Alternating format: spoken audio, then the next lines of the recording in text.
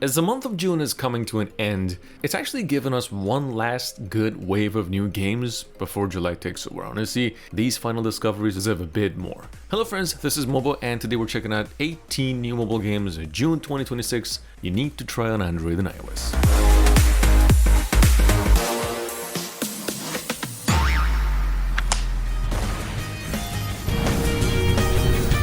Alright, so first of all, this actually been in the making for kind of a long time. We're gonna be kicking off number one with a game that RPG fans have been waiting for. You know, Star Sailors finally launched worldwide, bringing this very neat fairy tale with an awesome anime look and some great turn-based mechanics as well. Although the game does really need quite a bit more optimization, that's a fact. The pacing is you're basically building these 5-member teams, unlocking more heroes as you go, which is probably one of the best parts. Then you are experimenting different strategies to make a good match, which is where also the fun really begins. The game also doesn't really hold back with rewards. You know, it's giving new players plenty of summons, resources to get started. I'd even argue if you're into games like Epic 7, Outer Plane, or just classic hero collecting games, this is easily one of the biggest RPGs of the month.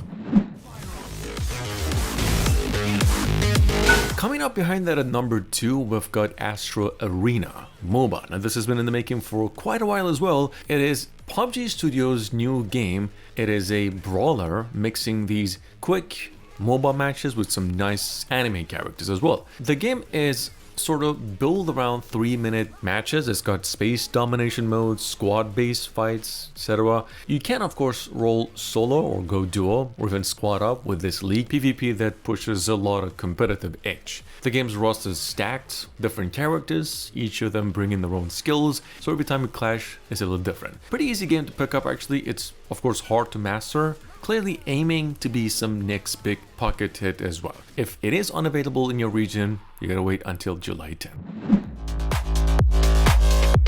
This, on the other hand, is definitely not your average cleaning simulator, because first of all, Am Janitor over here is coming from the same team who brought the game I'm Monkey, I'm Taxi, I'm Bird, meaning it sort of starts off with you mopping floors and toilets after a nightclub party. It's all fun and game until guests come around and just make trouble. Like 1 minute you're doing your job, next you're running with a flamethrower or even a freeze gun just to manage these people. Pretty goofy game. It's got a lot of physics-based stuff, doesn't take itself seriously for a second. If games like Goat Simulator sort of make you laugh, this is exactly that kind of humor you'll probably enjoy as well. Welcome to a webbing journey. Now, here's the thing, don't skip this one, because if you just want a game that makes you smile, obviously a webbing journey is not a new game. So the game just passed 5 million downloads, and to celebrate that, folks added a brand new living room area, which is just packed with new puzzles, new activities, hidden secrets, and even more objects to just mess around with. It's one of those relaxing sandbox games, a webbing journey, where like you just simply explore at your own pace, whenever you want, however you want. Its charm is what makes it easy to recommend. This game offers a pretty good blend of chilling, relaxing, creativity. It's a free game, it is offline. Honestly, what else even matters when mobile games come this good?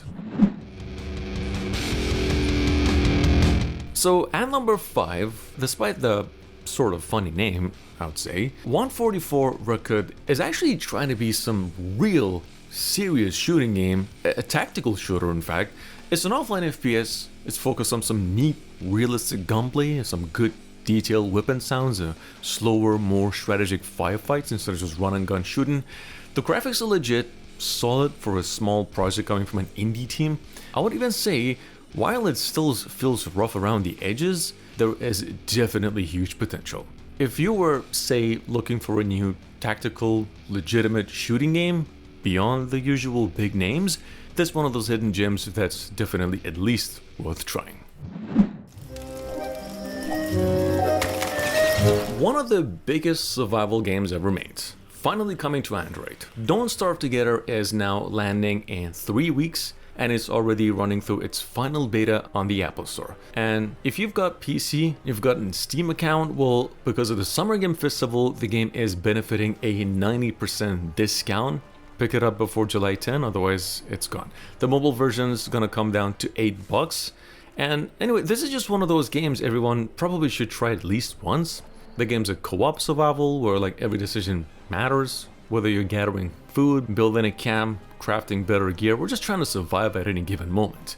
Legitimately one of the best survival games ever made. It is great to finally see it arrive on Android. Originally an $8 paid PC game that's actually been out for over a month now, number 7 we've got Giuliano, which is sitting on the Play Store thanks to its developers for free with controller support and also offline play. The game's a bullet hell with a sort of a smooth gameplay, some decent variety of elements, and a solid art as well. The story is you've just got to stay alive as long as you can, move around really quick, collect coins from these fallen enemies before time runs out. In fact, that little time pressure adds a pretty fun layer of intensity to the game, but the game in its current state needs some good amount of polish. Definitely worth a try for a free game, but it's also got a lot of room for improvement. First released on Android around the same time last year, and number 8 we've got Mabinogi. In fact, if you've been waiting for the game, the wait is finally sort of starting to pay off. You know, after becoming a huge hit in Korea and even winning 2025 Game of the Year at the Korea Game Awards, it's now expanded beyond its region, with Taiwan, Hong Kong first launching, then USA and other regions next month. Why even care? Well, unlike most mobile MMO games, it sort of stands out from the bunch with this great cel-shaded look. It's got a huge world, a great combat. This is, I would say, easily one of the most anticipated MMORPGs in mobile right now, and if the global release follows soon, it'll definitely worth the wait.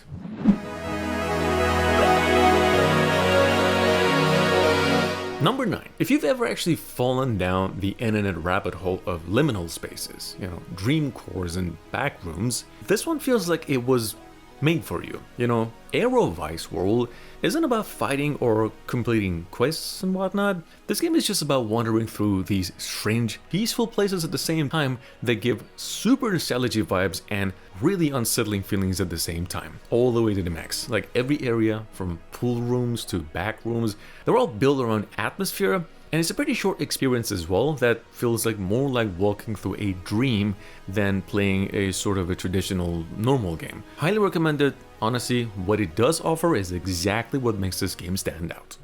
Lost Isle Survival. Have you been waiting for a new survival game that actually goes beyond just chopping trees? Last Isle over here, number 10, is probably for you.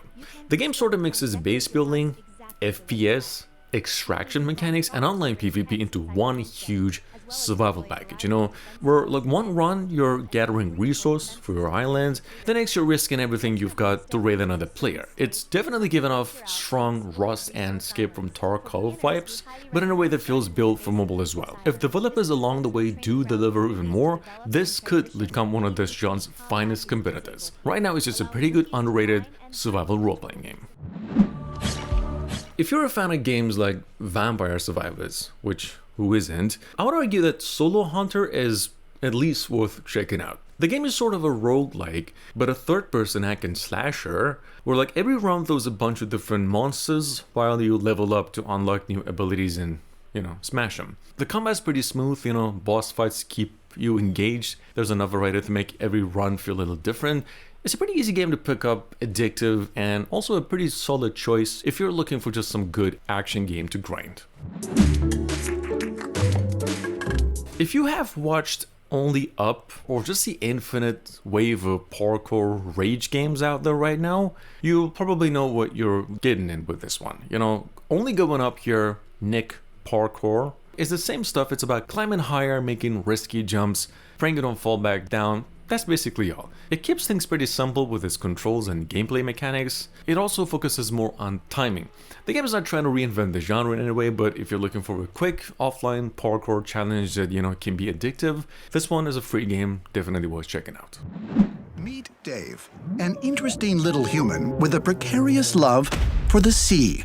At number 13, of course, Dave the Diver, which is one of the best indie games of the past decade, easily, is finally landing on Android and iOS. And yes, it's been over a year since it's announced. many times we've announced the game on the channel. The game is now finally, as of today, gone gold, and it's coming out August 27, with also another and final closed beta running on both platforms right now. You might also want to know, before getting into the game, the mobile version is shaping up to be a full port with the same visuals, controller support. Best of all, you're going to be able to try the opening for free before buying the full game. It's an easy recommendation. This is exactly why so many people fell in love with it in the first place when it came out to PC. If you just want a simple game to pop into and enjoy anytime you want, Ultimate Traffic Bike gets the job done pretty well. It puts you on city roads where you're gonna be weaving through traffic the opposite direction, because there's like no tomorrow here. You complete missions, get faster bikes by winning, win-win, test your reflexes with them, and hopefully live to see another day. The game's not trying to reinvent the genre or anything like that, but the controls, the visuals, and that sort of sense of speed make it a pretty fun time-killing game as well. Pretty good if you like traffic racing games. I'm gonna say, if you're just tired of tank games that are just basically filled with grind and lots of paywalls, Panzer War, this definitive edition right now, is a pretty refreshing change to begin with. You get access to just over 50 different tanks right from the start, starting from World War II classics all the way up to modern tanks. It's got a pretty satisfying and surprisingly deep combat feel, like whereas you can choose between earlier module damage similar to War Thunder, or you could go a simpler health-based system like World of Tanks. You throw in mod support, custom building, and offline play. Well, you've got over here just one of the best military games available on Android. This is, however, not a free game. It'll take you $7. With that being said, if you're into old school mobile horror games, we get at least a couple of these games in every list. Demonic Manor 4 is probably worth keeping an eye on. This time, in fact, the series sort of trades hiding for actual combat, where you're in this underground mine to solve puzzles, search for clues, and fight some demons too with limited ammo. There's tunnels, very creepy atmosphere, this constant feeling that something's watching you all along. It's not reinventing survival horror here, but for like an offline game, it delivers exactly the kind of spooky game fans of this genre are looking. It's also free, takes you less than 300 megabytes in total. If you would say flashy or just bright fantasy MMOs aren't your thing anymore, Requiem M goes in like the complete opposite direction. First of all, it's not a very appealing game in looks. It's just a good dark fantasy with a pretty bloody combat and a world that's actually hostile with just a ton of different enemies and like one creepier than another. It sort of keeps progression fast, throws in plenty of PvP. On top of it, it features some very unique races and classes instead of just the old usual fantasy lineup. So yeah, look, if you miss old school hardcore MMO vibe where like danger's always present and the atmosphere is just as important as the gameplay, Requiem M is definitely one to check out. It's a free game as well.